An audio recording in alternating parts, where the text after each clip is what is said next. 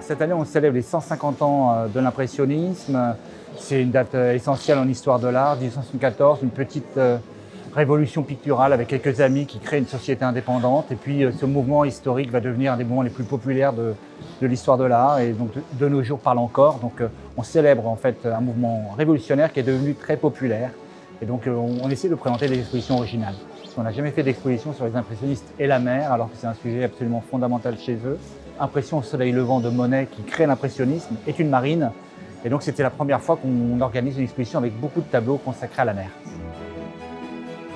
Au musée des impressionnistes, on rassemble 80 peintures, dessins, estampes entre Monet, Pissarro, Renoir, Boudin. Et on essaie de décliner le thème avec des grandes sections, les ports, les tempêtes, la lumière, les falaises, la marée basse. Et puis on va se décliner le thème jusqu'en Bretagne où la modernité se déplace. Et donc c'est une exposition avec des très grands noms et puis des découvertes comme par exemple Maxime Maufra ou Henri Moret. On a quelques œuvres incroyables qui viennent à la fois d'Oslo par exemple ou des États-Unis. Il y a un tableau de Gauguin qui s'appelle En Bretagne qui est extraordinaire, qui nous prête le musée d'Oslo.